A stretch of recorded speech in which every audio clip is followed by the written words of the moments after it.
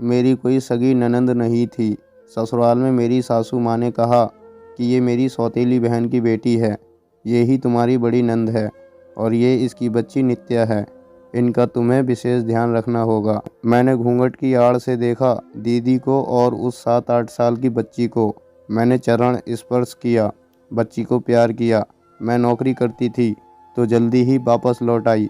इसके बाद मैंने देखा कि जब जब मैं छुट्टियों में ससुराल आती तब तब मेरी सास मेरी मौसेरी नंद को बुला लेती। मेरे कमरे में वो बच्ची नित्या आती और कभी मेरी चूड़ियों का डिब्बा उठाकर अपनी माँ यानी मेरी नंद को दे देती और कभी मेरे बक्से से बढ़िया साड़ी निकाल कर दे देती और मेरी नंद मेरी सास से कहती, मौसी भाभी कितनी अच्छी है, देखो मेरे लिए क्या क्या लाती है।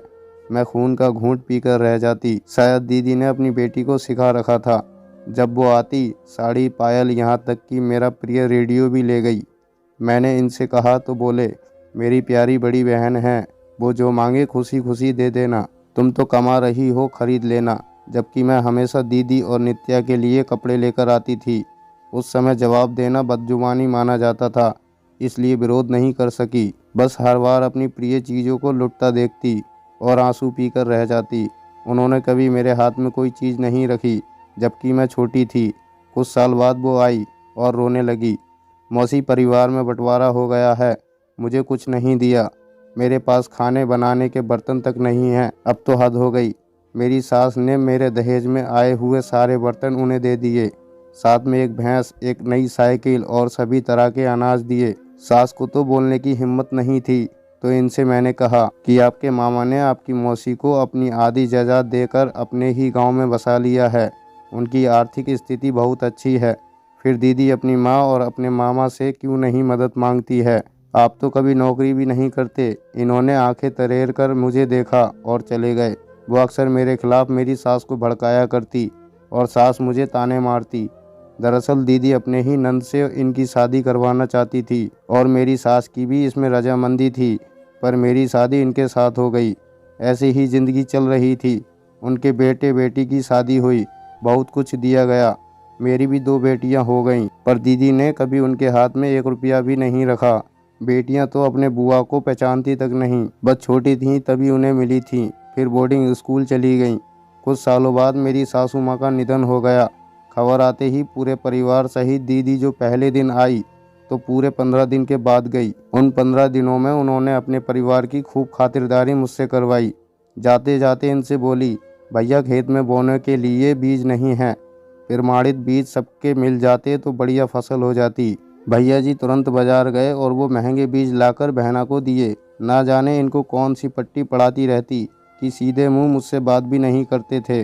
सास के जाने के बाद मेरे ससुर मेरे साथ ही रहने लगे थे। मेरा गांव जाना बहुत ही कम हो गया था, पर ये हमेशा कुछ न कुछ बहाना बनाकर उनके गांव जाते थे। खूब खर्च करके आते। इनके पास से दीदी के छुपाए हुए पत्र मिलते जिसमें वो तरह तरह की मांग करती। मुझे इनसे कोई आपत्ति नहीं थी, पर हमारे बच्चों के बोर्डिंग स्कूल में पढ़ने के कारण हमारी स्थिति अच्छी नहीं थी, जबकि उनके बेटे अच्छी पोस्ट पर थे। दुर्भाग्यवश मेरे पति का भी अचानक देहांत हो गया। मुझे गांव में ही जाकर सारे रीति रिवाज निपटाना था। सारे रिश्तेदार और दीदी भी अपने परिवार के साथ पहले दिन से ही आकर 13वीं के बाद जाने की तैयारी करने लगे। इस बीच इन लोगों ने पूरी तरह से असहयोग की भावना मेरे साथ निभाई। गांव वालों ने मेरा साथ दिया। जाते समय मैंने दीदी से रोते हुए कहा कि मैं अब बिल्कुल अकेले हो गई हूँ, आपका ही सहारा है। 2 बेटियाँ शादी के लायक हैं, मेरा ख्याल रखिएगा, आते जाते रहिएगा। दीदी ने कहा, देखो भाभी, मौसी चली गई, भैया भी चले गए, अब मेरा यहाँ कोई नहीं है जिसके लिए हम आएंगे।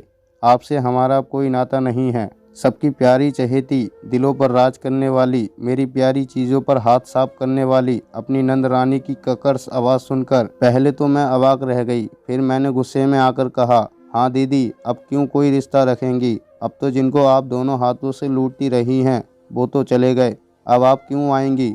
पर मेरा भी आपके सिवाय कोई नहीं है। आप आएंगी तो मैं अपने हैसियत के मुताबिक आपका पूरा मान सम्मान करूंगी।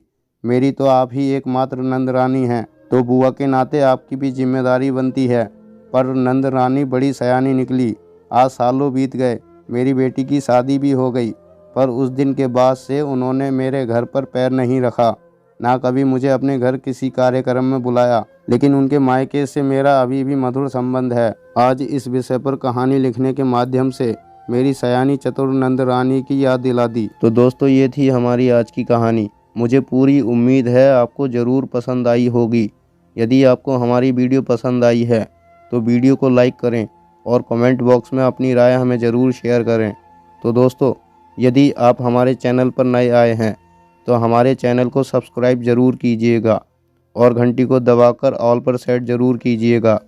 और यदि फेसबुक पर देख रहे हैं तो हमें फॉलो भी कर लो, ताकि आने वाली वीडियो आपको तुरंत मिले। मिलते हैं और एक नई कहानी के साथ। तब तक के लिए धन्यवाद।